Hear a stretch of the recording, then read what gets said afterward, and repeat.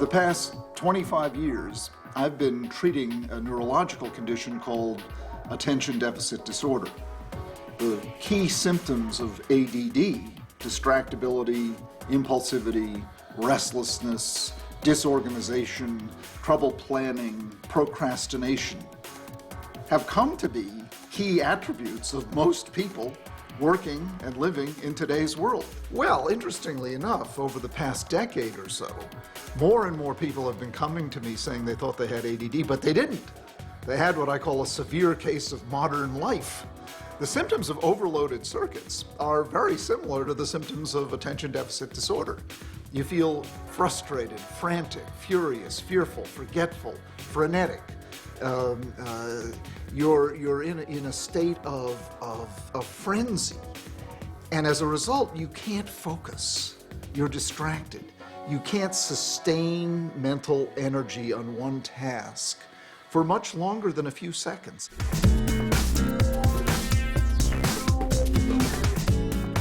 The environment, everyday activities are getting more and more complex, more and more full of information and demanding. We often talk about the new information society and the overflow of information. And this has created a very demanding environment for us. And you could say that our brain is under attack.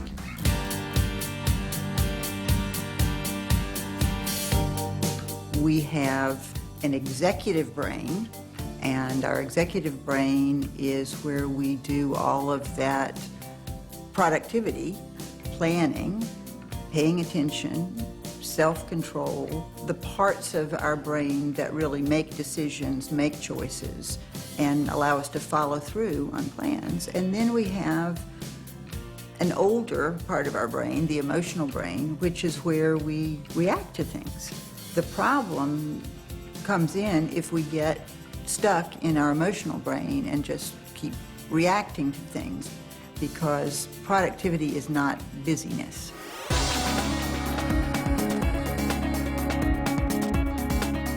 One question that people often ask me is it possible to become addicted to making trivial choices in our lives? And I do think it is possible to become addicted to it, and in fact I think it's becoming more and more probable that we become addicted to it, mainly because our lives have become so reactive that it's hard for us to not become addicted to making trivial choices.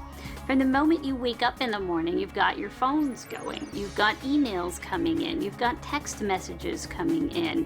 You don't have enough time to truly concentrate because you're concentrating on 2, 3, maybe 4 things simultaneously, which means that you are in a perpetual state of reaction orientation as opposed to proactively orienting yourself.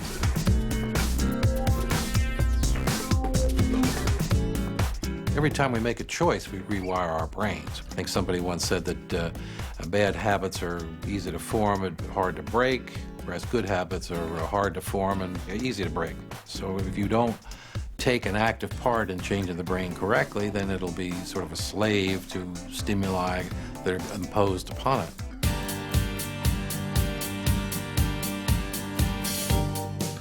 The greater presence of choice in our modern day lives means that we now have more opportunities to make worse choices for ourselves, particularly if you take the position of reacting to all the choices present in your life, but you also have greater opportunities to make better choices for yourself. And the only way we're going to get to that is by being more choosy about our choosing.